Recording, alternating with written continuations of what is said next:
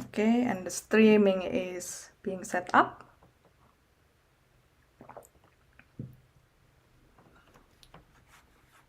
And we are live. So, welcome to this 15 minutes training about leading a business while managing depression. I'm Irena Anggreni and I have a question. Isn't it tough? Being a leader, you've got to lead by example. And in times of uncertainties, your people look up to you for moral support and perhaps they also expect your guidance. Well, inside, you, like every normal human being, have your own worries and anxieties. And yet you have to show up as a leader. It can feel so isolating. I know your pain. 4 years ago, I launched my business unprepared for how it would impact my mental health. Every day was survival. I was super stressed out and I was beating myself up too. When things didn't work out, as some things are bound to happen, I thought I was a failure. I felt also that the people didn't care about me and that it was personal. I felt so alone in my struggle and worried that my depression would come back anytime. Today, I'm at peace with myself, I'm in control of my negative self-talk, and I'm no longer afraid that depression would limit my business. And that's when my business really took off. How did I manage my negative self-talk and overthinking and move from feeling isolated to feeling less lonely and grow confidence in business? It came down to the practice of mindfulness and dance movement therapy, which have helped me reconnect my body and mind. And they are also important elements in my path through depression and also in my work. I'm Irena Anggreni, mental wellness coach, body-mind psychotherapist, and creator of the Leader's Path Through Depression. Personally, I have lived experience of depression, being high-functioning and excellent at hiding it, until I had clinical depression at 30. That was the experience that forced me to reevaluate my life and consequently led me to a career makeover. I had a brief career in software development and a doctor's degree in design engineering when I retrained to become a dance movement therapist. And inspired by my own struggle to get the right support, eventually I started my coaching business to help my fellow depression survivors navigate life beyond therapy.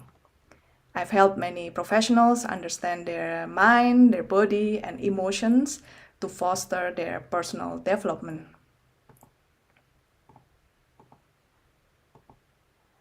I'm proud that my clients take charge of their life, both personal and professional. They moved from feeling stuck, depressed, and dissatisfied with life to confident, daring, and excited about the future again. So are you ready to see how this works in action?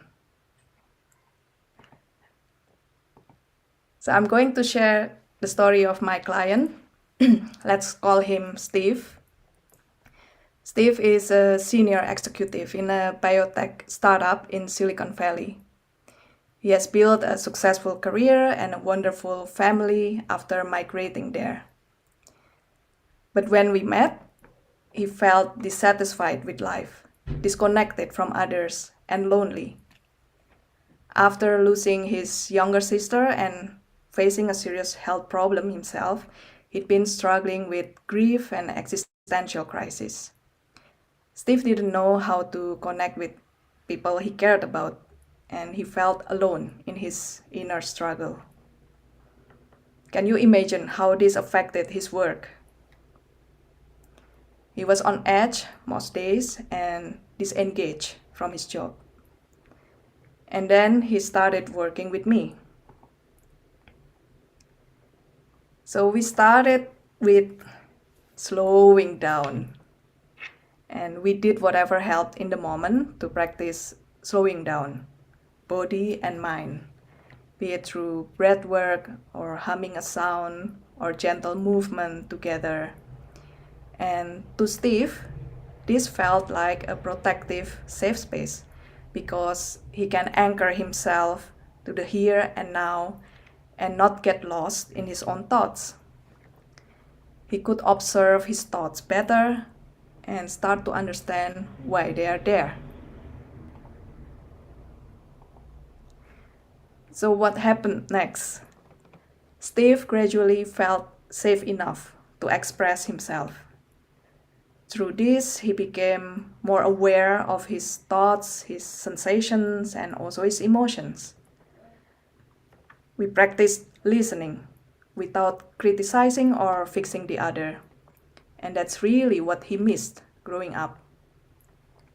So he applied this at work and was able to be empathetic to his younger colleague without jumping into fixing mode.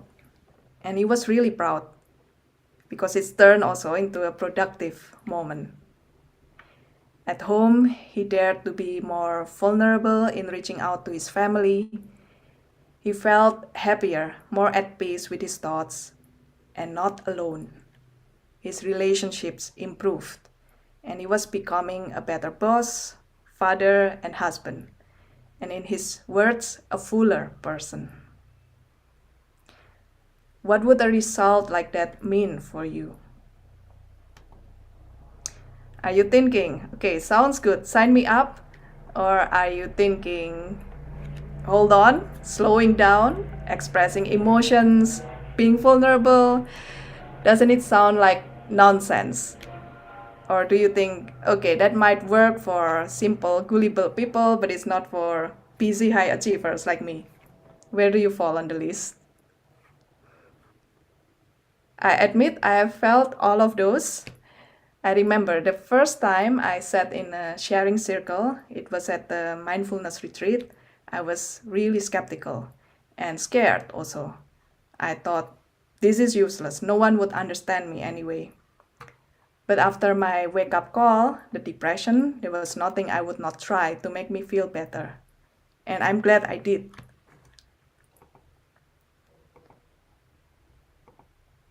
Today, as a coach and a business person, I'm passionate about creating awareness in the language that the business community understands. Mental health is not just a nice to have, it's foundational to all the important things in business. Think of productivity or retention of talents and the bottom line, money. So I'm inviting you to reflect with me about the real cost of negative overthinking and its consequent loneliness, what they mean to your career or business. At the end of this training, I'll share the link to book a complimentary call if you want my help to assess what mental health is worth for you and your company. So first is the cost of productivity. How much of your work time do you spend ruminating or overthinking? How much of your mental space is occupied by self-defeating thoughts? And in that state, how efficient are you then in doing the tasks necessary for your goal? Do you stop yourself from taking action, or do you lose opportunities because you give up too soon? All the worries, overthinking, negative self-talk often feeds our stress, and stress breeds more stress. So if you are not allowing time to recover from stress, it can become unmanageable and it will impact your performance. That usually means that you need even more time to get things done, feeding your stress even more. And stress is not only in your mind, your whole body suffers. Common and obvious signs are perhaps in the unhealthy lifestyle choices or addictions we do to cope with stress. Some people also struggle with sleeping problems. And you very likely notice this worries and overthinking can creep into the times you are supposed to relax or refresh yourself, affecting the quality of your rest, that you end up staying exhausted. The less obvious and yet more insidious is this. Chronic stress changes your nervous system and hormonal system over time. Overloaded nervous system means you have your survival, fight, flight, freeze response in overdrive. And in that state, most humans cannot access their executive brain functions, which are needed for good planning and decision making. And plus, cocktail of stress hormones is toxic to your immune system, to your heart, to your brain chemistry, making you prone to mental and physical diseases. So at least 80% of all health problems and disease are related to stress and emotions. So if the reason you've been ignoring your mental health is because you have to keep business going at all costs, consider this question. What would it cost you or your company if you had to take a sick leave? And what are you working so hard for anyway at the expense of your health? And is it worth it?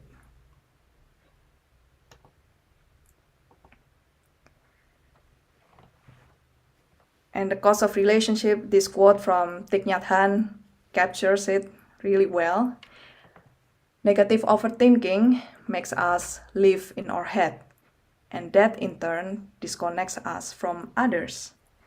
If we are not careful, it can also make us treat other people badly. For instance, by taking out our stress on others. If you're leading a team or a company, the disconnection could trickle down and create lonely employees. People not communicating because they don't feel safe enough to trust each other, creating a culture of fear. Imagine the damage this can create. Costly errors in projects often come down to the lack of or miscommunication. And this kind of leadership, one characterized by fear, will push away talented people. There are many studies as evidence that employees don't quit their jobs. They quit their bosses, further amplifying the loneliness of the leader. So instead of asking, why does no one stand by me? This self-reflective question is more useful. How much space do I actually have for genuine connections? Only through slowing down could we start to process and reflect on these questions. And by tuning into our emotions, we understand ourselves better. That's the starting point of developing empathy for ourselves and others. And this all don't happen in the mind. Our body, mind, emotions all need to participate. Because friends, to change the mind, we need the body. There are plenty of evidence of how mindfulness and dance movement therapy helps rewire your brain. So let's make this work for you. First off, what's your biggest enemy? Self-critic or catastrophic thinking, worries, guilt, or everything combined? What's yours? And step 1, safety first. You start by slowing down and ask yourself, what activity brings your mind home to your body? And it can be on your own or with others. It can be inside your cozy place or outside in the nature, in stillness or in movement. Some people respond well to breathing awareness or feeling their body just like that. Some others may need movement or literal touch to be aware of their body. What's your anchor to feeling safe in your body? You likely have your own, which feels good to you. When you have that felt sense of safety, that's when you connect with yourself, mind and body. And that's when you're able to process what goes on inside.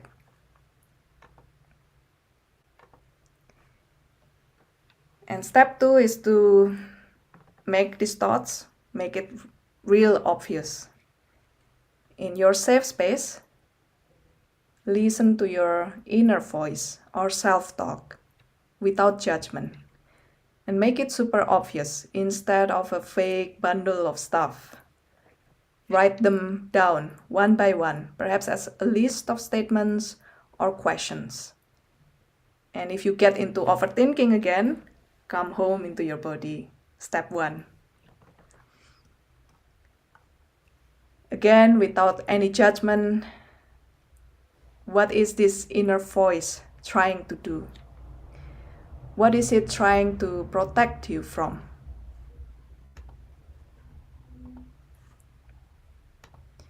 And now that you understand yourself a bit better, what would be the right action for you?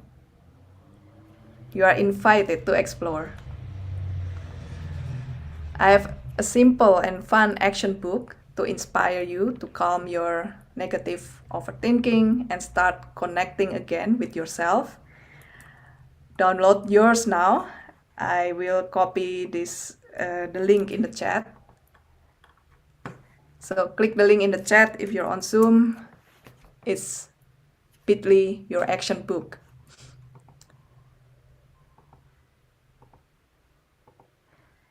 And if you know that you'll need support, use the same link to book a complimentary strategy call with me.